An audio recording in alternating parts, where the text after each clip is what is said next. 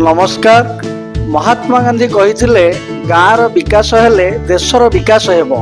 ग्रामांचल विकास पई राज्य और केंद्र सरकार विभिन्न योजना माध्यम कोटी कोटी टंका खर्च करुछंती। आमर अंकुश यूट्यूब चैनल माध्यम एक नुआ प्रयास आरंभ करिछु। आम पंचायत हालचाल।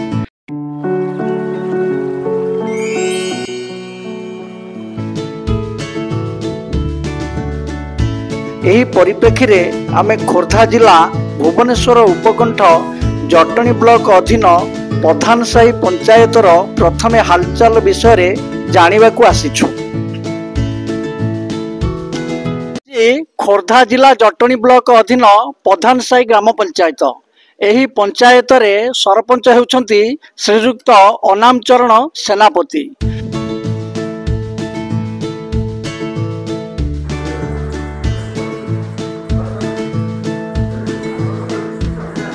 प्रधानसाही पंचायतर सरपंच श्रीयुक्त अनाम चरण सेनापति। श्रीयुक्त सेनापति एही पंचायत रे मोट 5 थर निर्वाचित होइछंती। 4 थर सरपंच, गोटे थर समिति सभ्य। एही पंचायत रे बहु विकासमूलक कार्य होइथिबा सरपंच, पंचायतर वार्ड मेंबर और स्थानीय बासिंदा कहंती। आसंतु जानिबा कोन एमाने कहउछंती।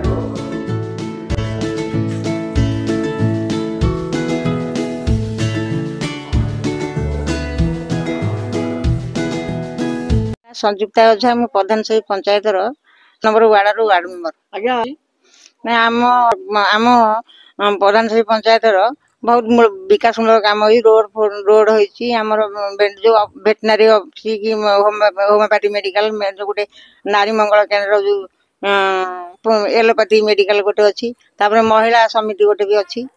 तापर सी तापे भी आम सरपंच बहुत ये करछंती अवदान अच्छी। बाहर जो ब्लॉक स्तरीय काम सब सब वीडियो कि माने कलेक्टर भी आसते गोटे थर एवं आसते भी आम एठिकी आपर नियमित भी आम सरपंच बहुत ये नियमित जो माने सबुदिन समय भी दौरान पंचायत रे मासिक मास मीटिंग भी करुछंती।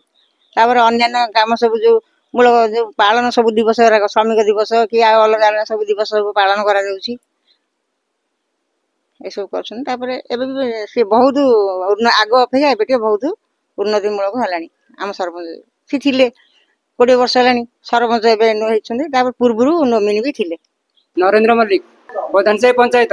मो जगह पर मु दुकान जन दुकान देछि से को बाहर लोक जने गाड़ी को लच करछि। मु सेटा सरपंच सर को कहयो गइथिले। आपण पंचायत को विभिन्न काम रे आसंती। आगे आगे काम सब हुए पंचायत आगे आगे। परिचय राजेंद्र पाइकराय आमर बोतला बलभद्रपुर प्रधानसाही पंचायत गोटे भत्ता अप्लाई करती। से भत्ता अप्लाई कौन होता बोली सरपंच पाक आसती। गोटे ये ऑनलाइन कागज बाहर करके आनिकी सी कहले तुम भत्ता जो फाइनाल हवा कथा से जगार अच्छी सीरियल अनुसार आसो। प्रमोद कुमार साहू प्रधानसाही आज आसी मोर घर गोटे करी तार गोटे लोन नो ऑब्जेक्शन सर्टिफिकेट चाहिए घरटा करने सरपंच अन्य परामर्श। एही पंचायत परिसर रे मिशन शक्ति गृह, ई लाइब्रेरी और पाठागार, मीटिंग हॉल दीर्घ वर्ष हेब आरआई ऑफिस निर्माण होई रहिछि। अत्याधुनिक महिला और पुरुष शौचालय रहिथिबा बेले पंचायत निकटरे प्राणीधन चिकित्सा केंद्र, नूतन स्वास्थ्य उपकेंद्र, होमियोपैथिक चिकित्सा केंद्र रहिछि। पंचायत को विभिन्न कार्य रे आसुथिबा लोकमानक पई एबे एक नूतन विश्राम गृह निर्माण हेउछि। आगकू लक्ष्य रखा जाइछि एक अत्याधुनिक शिशु उद्यान करा जिबा पई।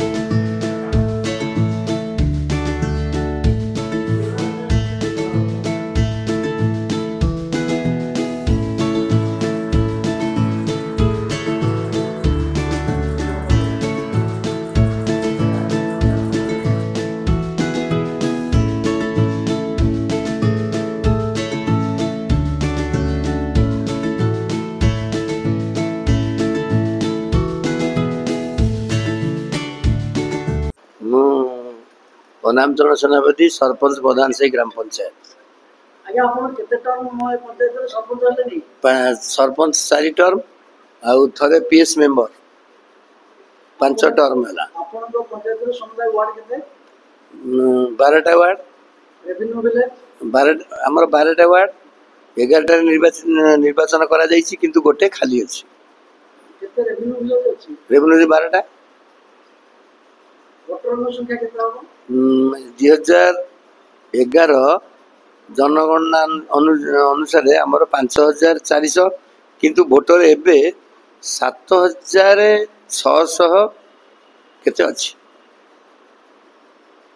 6970 थिला एबे बढ़ी जाइछि किंतु सरकारी हिसाब रे आमर 5400 आपण को पंचायत रे कौन सब कार्य हिताधी मान पाई पंचायत रो डेवलप पाई कौन सब कार्यक्रम हुए सब रास्ता पानी आउ घर आउ जो भत्ता दबा सब विभिन्न प्रकार जनहितकारी कार्यक्रम करा जाए जहाँ जितेबाला सरकार पक्ष निर्देश आसे ताको सुचारू पालन करा जाए पानी जल सब गाँव लोक पाउछन्ती हाँ पानी जल सब पाउछन्ती सेठी ट्यूबवेल व्यवस्था करा जाइछि ट्यूबवेल मोटर फिटिंग हेकि व्यवस्था करा जाइछि एवं वसुधा योजना चली एवं सबुदिनिया पानी पे 24 घंटा पानी पे व्यवहार करा जाइछि एलएनटी तरफ खोला जाइछि किंतु सेटा टिके डिले प्रोसेस रे चलछि सरकार ए कार्यालय माने ओटा आरआई ऑफिस थिला किंतु सेटा कार्यक्रम हेउ नाही एवं सेति पे जो 30 लाख टंका अनुदान आसीथिला सरकार तरफ सेटा जेहेतु जामुकोली हमर ओटे होछि आरआई सर्कल भीतर आसुछि सेही मौजार चलछि किंतु आम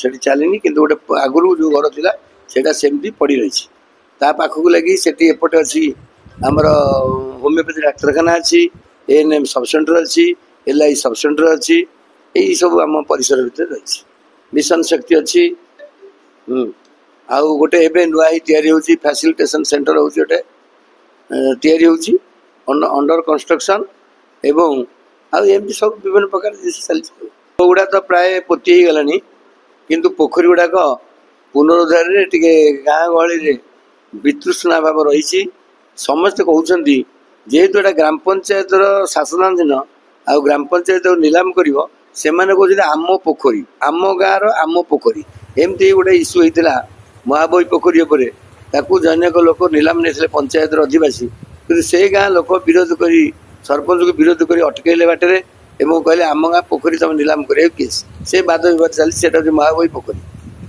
माधीपुर महाबई पोखरी 22 एकर पोखरी किंतु निलाम जाइए जड़े व्यक्ति नहीं 9,52,000 नहीं से गोटे आनंदर विषय पंचायत में शुभ खबर एवं पंचायत रेवेन्यू सहायता रेवेन्यू वृद्धि होबार सहायता किंतु गाँ लोक कहते सेटा आम पोखरी तुम निलाम कर केस सरकारी कल्याण को दिखाई 2018-19 मसीह जो पैसा दिखाई मुझे सरपंच नी किंतु मुझे जहाँ जाना पाई से 16 लाख टंका दिखाई जगह लैंड स्टाटस अभाव से फेरीगला से सरपंच आंतरिकता न रही फेरीगला से पैसा को नहीं आम वीरबंधे कालिका मंदिर पाखे गोटे कल्याण मंडप करूँ किंतु बीडीए ताकू परमिशन देला ना समस्ते परमिशन देला बीडीए देला ना बीडीए परमिशन न देवर से टंका सेमती पड़ी रहा सी पुणी फेरीगला सब ठीक चलती पंचायत ये निकट में कलेक्टर आसते जनशुणाणी नहीं कौन से लोक किसी अभियोग ना खूब कम अभियोग से आसाला माने से पर्सनाल अभियोग तेणु ये जना पड़ी पंचायत सुरुखुरु चलती हजार हजार लोक रही मात्र 17-18टा अभियोग आसाला से अभियोग व्यक्तिगत किए राशन कार्ड पाइनी तो कार कृषक कार्ड ना कृषि कार्ड ना ये सब जिन गुड़ाक से व्यक्तिगत सामूहिक भाव में छतापुर जड़े आसते बाबुली राउतरा से ही सामूहिक भाव गोटे खेल पड़िया नहीं करते कलेक्टर महोदय ताकू समाधान करदे जिला स्तर आमर ब्लॉक वीडियो मैडम रश्मिता नाथ मैंने भल एडमिनिस्ट्रेटर से ही निर्देश रे जो सब करा काम सफल बहुत भल आम द्वारा अनुप्राणित आम बहुत वर्ष सरपंच किंतु बहुत शिक्षा पाऊँ ଏହା କଲେ ଏହା ହେବ ଲୋକମାନଙ୍କର ମଙ୍ଗଳ ପାଇଁ ସେ ସଦା ସର୍ବଦା ତତ୍ପର। ପିସି କାରବାର କଥା ମୁଁ ତ ପିସି ଦିଏନି କାହାକୁ, ମୋର ଯେତିକି ଇଏ, କିନ୍ତୁ ପିସି କାରବାର କାହାକୁ କିଏ କେଉଁ ବାଟେ କ'ଣ ଖୁସି କଲା ମୁଁ ତା ଦେହରେ ପଶେନି। ସେ ଜିନିଷଟା ଗୋଟେ ଇଏ ଗୋଟେ ଅସମାହିତ ଜିନିଷ, ସାରା ଓଡ଼ିଶାରେ କିମ୍ବା ଭାରତ ବର୍ଷରେ ଅସମାହିତ ଜିନିଷ। ତାକୁ ମୁଁ ହସୁଛି କେବଳ ସେଇ ଜାଗାରେ କ'ଣ ହେଉଛି କ'ଣ ନାହିଁ ମୁଁ କହିପାରିବିନି, ସେ ବିଷୟରେ ମୁଁ ଜାଣିନି।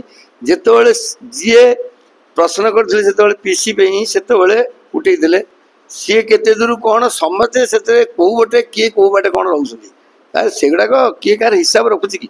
ଆମେ କାହାକୁ ଦେଖୁନା, ଆମର କାମ ହେଲା ତ ଭଲ ଜିନିଷ। ଯେହେତୁ ପଞ୍ଚାୟତର ସରପଞ୍ଚ ସମସ୍ତଙ୍କର, କେଉଁ ଦଳର ନୁହଁ, ଲୋକମାନଙ୍କର ସରପଞ୍ଚ। ଯିଏ ଯେଉଁ ପଟୁ ଆସିଲା ସମସ୍ତଙ୍କ କାମ କରିଦେଲେ ଖୁସି ଲାଗେ। ତେଣୁ ସିଏ ଦଳୀୟ ମନୋବୃତ୍ତି ଆମର ନାହିଁ। ଯିଏ ଯେଉଁ ଦଳ ଆସିଲା ସେ ଦଳୀୟ, ତାଙ୍କର ସରପଞ୍ଚ ତ ନିର୍ଦଳୀୟ ଆଉ ଦଳ।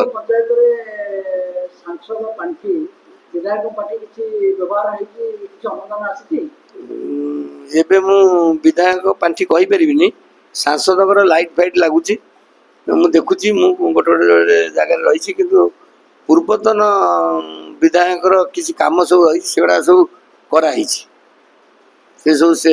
କିନ୍ତୁ ଏବେ ବିଧାୟକ କ'ଣ ଦେଇଛନ୍ତି ମୁଁ ଜାଣିନି ସେ ବିଷୟରେ।